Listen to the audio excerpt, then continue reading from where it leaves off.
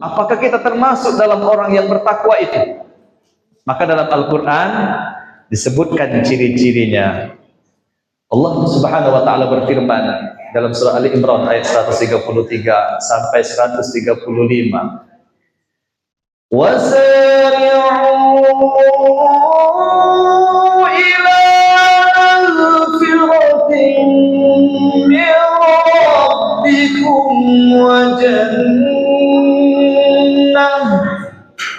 Mana Allahnya?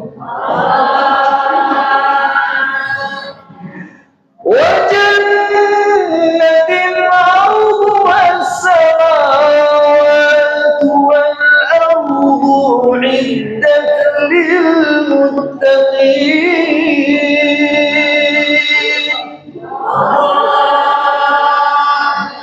alladzina yunfiquna fis sarra'i wal dharra'i wal kadhibina al-ghayza wal 'afina 'anil nas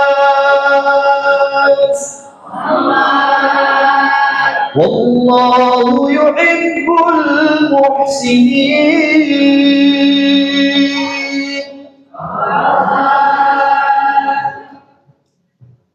Dan ayat yang selanjutnya panjang. Kalau dibaca ke galau, habis kalau baca ayat baik itu. Allah menyuruh kita bersegera menuju ampunannya dan surga yang luasnya meliputi langit dan bumi, diperuntukkan untuk orang yang bertakwa. Siapa orang yang bertakwa itu? Yang pertama, alladzina yunfiquna fis sarra'i wad dharra. Jadi ciri yang pertama itu adalah orang yang senantiasa bersedekah di kala lapang maupun sempit. Itu memang di ayat ini sarra wa dharra. Sarra di situ bukan sempit. Ya, justru sarra di situ lagi lapang. Bukan sarra jong Palembang. Sarronya. Sarra di situ adalah lagi luas.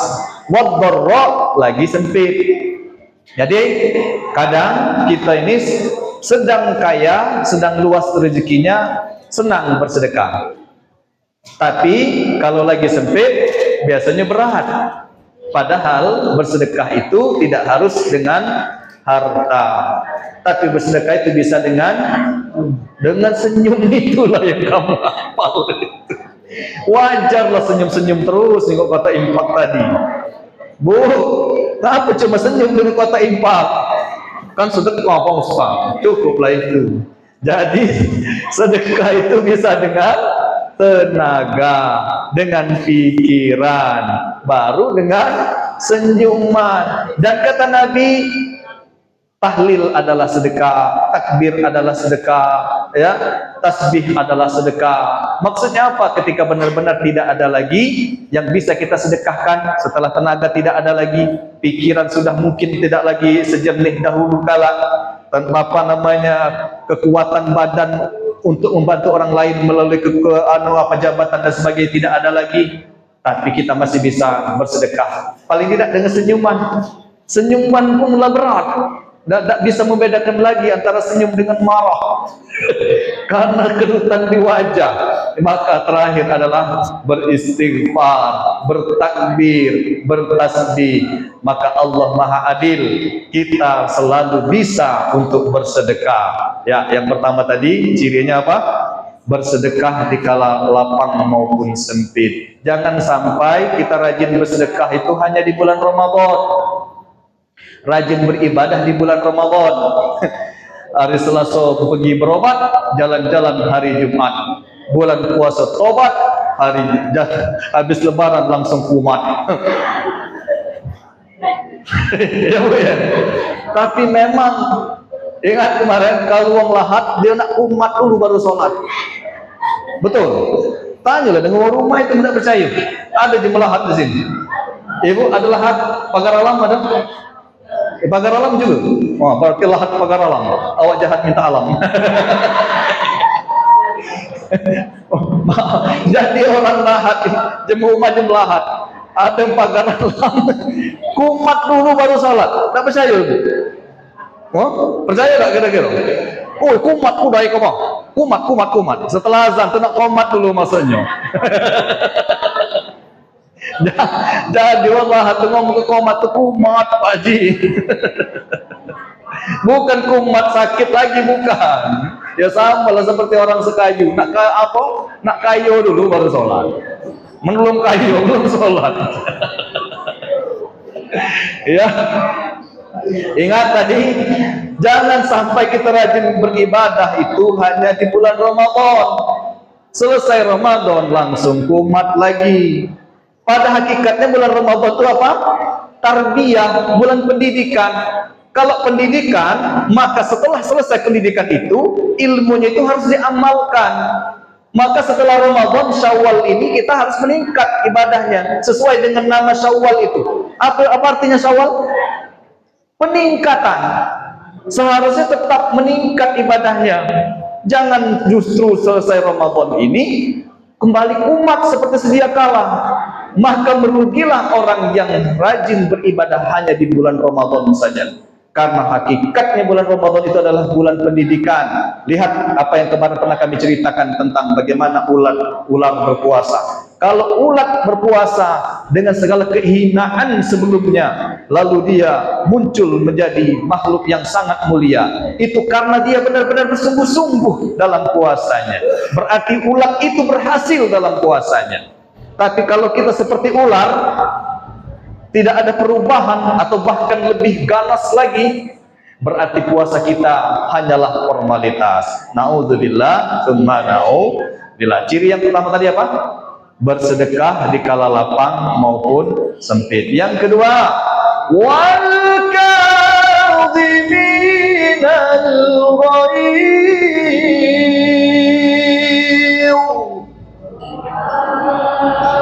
menahan amarah. Tuh, sudahkah menjadi lebih sabar setelah Ramadan ini?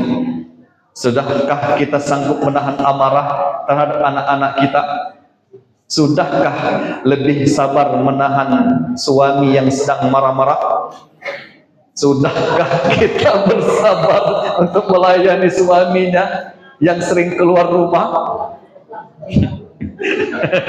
Bukan ngomong ke aku, tidak. Kalau rumah itu tidak jauh beda, itulah. Menahan amarah, ciri orang yang bertakwa. Kalau artinya hari ini berhasil Ramadannya, berarti dia sudah mulai terbiasa untuk menahan amarah. Sekesal apapun ditahan, karena amarah itu biasanya mendatangkan mudarat. Bukan berarti tidak boleh marah, ada masanya untuk marah dalam pendidikan. Saya tidak setuju juga kalau tidak boleh sama sekali dimarahi dengan segala kelembutan.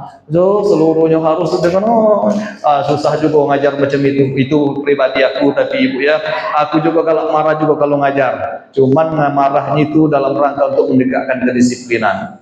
Nah, lalu yang ketiga, ciri orang yang bertakwa kata Al-Quran, surah Al-Imran ayat 134-nya, wallafina 'anil nas,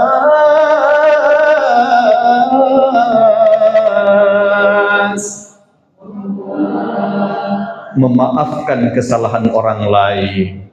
Pak, ada perwakilan bapak-bapak ini suka memaafkan, tapi terkadang memaafkan itu kemudian berubah lagi sikapnya. Itu karena istrinya sendiri. Karena di muka bumi ini ada makhluk yang paling kuat, ras terkuat.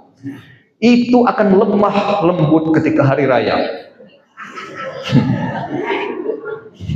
Habis salam, ya, sudah sholat Idul Fitri, khutbah Idul Fitri, ya, salam kiri kanan, langsung balik menemui seseorang, ya, suamiku, aku banyak dosa, maafkan aku, ya, mama selama ini seringnya nyakiti papa, maaf ke papa, ya, aku kadang-kadang buat minum kopi tidak sesuai, kadang pun kopi lebih banyaklah kopinya daripada gula, ya. Kopi mudi ke gula kadang. Oh, sehingga makhluk yang paling lemah ketika itu. Selesai dari salaman siap, kau nih balik benar-benar baik. Oh, langsung ganas kembali. Ya, mohon maaf kalau ada di sini ya. Udah ngerti Bu ya? Ate, ada lacak 5 meter di depan aku ini. Ayo, memaafkan kesalahan orang lain. Meminta maaf mudah, ya kan? Tapi memaafkan yang susah. Jadi Bu, kita ini kalau minta maaf tuh kalau melakukan kesalahan mudah yang datang. Ya, baik istri kepada suami. Ya, walaupun suami juga demikian kepada istri. Kami juga merasa konyol. Mudah nih minta maaf. Maaf ke sayang tadi tidak sengaja. Maaf kayak dulu. Kan? Iya, ada ibu mungkin minta maaf kepada suami. Suami ngomong, "Iya, udah maaf." Tapi dalam hati masih dongkol. Nah, itulah kata maaf itu benar-benar harus ikhlas dari hati yang paling dalam. Ya, kita maafkan dengan tulus sehingga akan mendapatkan kasih sayang Allah, dan itulah ciri orang yang bertakwa. Lanjutnya, ciri orang yang bertakwa kata Al-Quran, wallahu yuhibbul muhsinin. Senantiasa berbuat kebaikan. Allah cinta kepada orang yang senantiasa berbuat kebaikan. Maka Ibu, di waktu Idul Fitri kemarin saya sampaikan tentang hadis. Jadi ada seseorang wanita, sahabat bertanya, "Ya Rasulullah, ada seorang perempuan yang dia beribadah puasa sepanjang hari, kemudian sholat malam sepanjang malam, bersedekah, tapi dia galak nganggu tetanggonya." Kita ngambil artinya baik langsung dalam hadis ini. Kata Rasulullah, "Hiya finnar." Dia di neraka. Nah, kata sahabat, "Ya Rasulullah, ada seorang perempuan fulanah yang dia itu beribadahnya biasa baik, cuma mengerjakan pekerjaan wajib, ibadah yang wajib, sedekah sekedarnya saja, tapi dia tidak nganggu tetanggonya." Atau maksudnya berbuat baik dengan tetangganya, bagus hubungannya sesama manusia. Kata Rasulullah, "Hiya fil jannah." Ini hadis sahih. Dia di surga. Maka tidak ada jaminan orang yang rajin ibadahnya, dia melaksanakan sunnah-sunnah, bahkan yang sunnah sulit dilakukan orang lain dia lakukan, tapi hubungannya dengan tetangganya, dengan orang sekitarnya buruk, orang ini tidak ada jaminan akan masuk surga. Apalagi kalau sudah hubungan dengan Allah tidak baik, dengan tetangga jahat pula, apa dia ambil anui. Dan salah juga ada orang yang sering mengatakan, "Udahlah, tak pula nak teman sholat, yang penting kita baik dengan wong." Kita sering bertemu dengan orang macam itu, ya, percuma baik semayang, sudahlah percuma baik kau pakai jilbab, menggalak ngomongi wong, ya. Itu yang ngomong itulah tak berjilbab kan ngomongi wong pulau. Ada ya? Ya.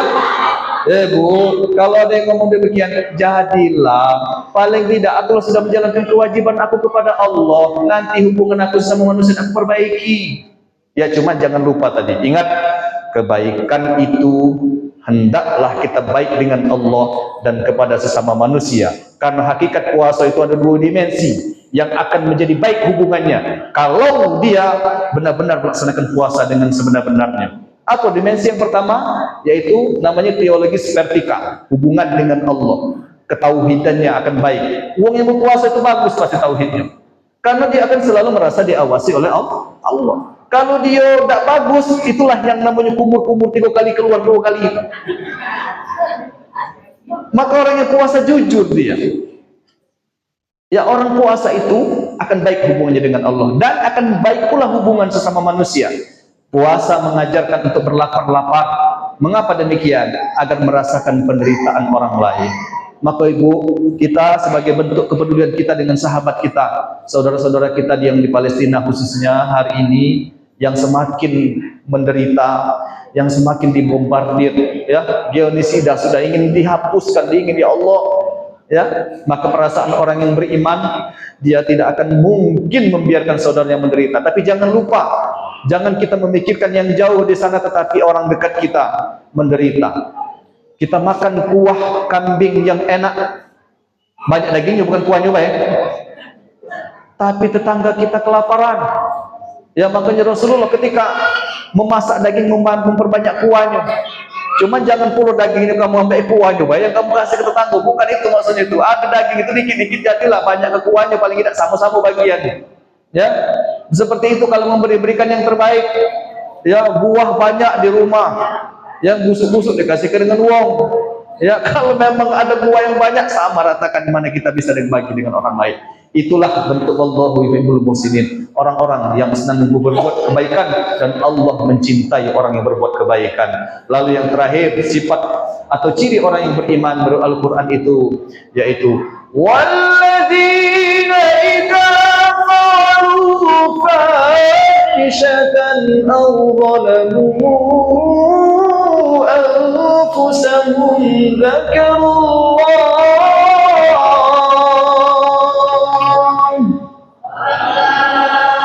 fastaghfiru lidzunubihim ila akhir ayat. Panjang ayat itu.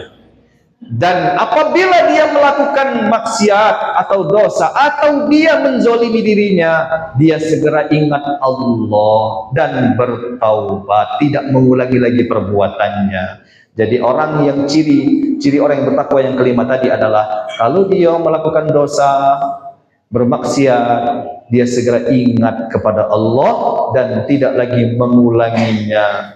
Maka kalau sudah terjenguk yang tak boleh astagfirullahalazim, cepat seperti itu. Cuma jangan mata sebelah ditutup, sebelah idak nengok petino, mon astagfirullahalazim. Ada pula astagfirullah bulan. Begitu terlanjur ngomong ke wong astagfirullah. Tapi itu union nih.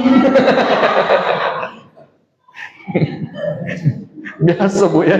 Ya, cuma perbanyaklah istighfar kepada Allah sehingga dosa-dosa itu ya akan dihapuskan dan termasuklah kita dalam orang yang bertakwa. Dan Nabi sallallahu alaihi wasallam pernah berpesan kepada sahabat namanya Abi Zar yang tinggal di Ghifar. Makanya disebut dengan Abi Zar Al-Ghifari. Jadi salah satu nasihat Rasulullah kepada Abi Zar itu adalah ya ketika itu Abi Zar sedang duduk di masjid, dikejar-kejar oleh banyak utang, ya kan, tidak kemana-mana. Ngapa sangkan tidak kemana-mana ini? Aku dikejar uang, banyak utang, jadi Abi Zar. Nah, maka diajarkanlah doa. Itulah yang ada di zikir kita. Doanya Allahumma inni a'udzubika minal hammi wal hazan wa a'udzubika minal ajzi wal kasal wa a'udzubika min ghalabatid daini wa qahrir rijal. Aku berlindung kepadamu dari ajzi wal Allahumma hammi wal hazan. Hammi itu kesusahan dan kesedihan. Wa a'udzubika minal ajzi wal kasal, dari pengecut dan pemalas. Dan aku berlindung kepadamu ya Allah dari beban punya hutang. Ibu, jadi kalau misalnya banyak hutang, berdoalah, tidak usah begawi, insya Allah bertambah hutangnya. Jangan cuman berdoa, haruslah kita tetap bekerja dan berusaha. Doa itu, orang bekerja tanpa doa, usaha tanpa doa itu sombong. Ya, doa tanpa usaha namanya bohong. Tidak doa tidak usaha, omong kosong. Ya, jadi nasihatnya bukan yang itu sebenarnya. Tapi nasihat yang sama ketika Abi Zar yang sedang jauh di Ghifar, kata Rasulullah, ittaqillah haitsuma kunta. Ya Abi Zar, bertakwalah kamu dimanapun kamu berada. Nasihat Rasulullah kepada Abi Zar ini sangat relevan, sangat cocok untuk kita. Maksudnya apa? Bertakwalah kapanpun kamu berada. Maksudnya bukan bertakwa hanya di bulan Ramadan, tapi hendaklah bertakwa setelahnya juga. Bertakwalah bukan hanya di masjid, tapi bertakwalah dimanapun kamu berada. Banyak orang yang bertakwa hanya di masjid, tapi di kantor dia takwaan. Takwa di masjid, di pasar tidak takwa lagi. Kata tadi, lah tahu besar dosanya tentang riba. Yang disampaikan oleh tadi, masih dikawi ke mengurangi timbangan dikit lagi jadilah. Jual beli halal, tapi riba haram. Orang yang makan riba itu, kata Al-Quran tadi apa? Seperti orang yang berdiri kemasukan syaitan. Dan begitu besarnya dosa riba itu sampai Allah dan Rasulnya mengajak berperang kepada orang yang riba. Kak, ibu, kemarin ada tak yang nukar-nukar duit dengan jumlah yang beda? Kalau kapan nak mudik balik, ya, nukar duit. Dengan duitnya 5 ribuan, kapan dihitung-hitung ya ditukar lebih kecil. Kita menunjuk 100 ribu, dia tunjuknya 90 ribu. Atau kita 100 ribu, dia minta 120 ribu. Nah, uang dengan uang itu adalah riba. Nah, lain kali jangan lagi kalau yang pernah melakukan itu. Taubatlah. Kalau kamu memang nak nukar duit, kamu temui Ustaz Walidi. Ya, kamu temui, bawa duit kamu, ada celengan yang kamu kumpulkan itu. Nah, tunjuk lagi paling-paling bentuknya baik. Ya. Jadi jangan lagi dilakukan. Ayo, tradisi mudik yang bagus itu jangan dikotori dengan sesuatu yang haram. Lalu nasihat Rasulullah kepada Abi Dzar tadi, wa'atbihi sayyi'ah al-hasanah. Ikuti perbuatan buruk dengan perbuatan baik. Di mana tamhuha, di mana perbuatan baik itu akan menghapus perbuatan buruk. Jadi setelah Ramadan ini kita jagalah ketakwaan, kemudian banyaklah berbuat baik. Barangkali banyak keburukan itu akan ditutupi, akan dihapus oleh perbuatan baik itu. Lalu yang ketiga, terakhir nasihat Rasulullah kepada Abi Dzar, wa khaliqin nas bi husni khuluqin. Dan pergaulah manusia dengan akhlak yang baik. Coba kita ingat ciri orang yang bertakwa tadi menurut Al-Quran. Yang pertama, bersedekah ketika lapang ataupun sempit. Yang kedua, menahan amarah. Yang ketiga, memaafkan kesalahan orang lain. Yang keempat, senantiasa berbuat kebaikan. Yang kelima,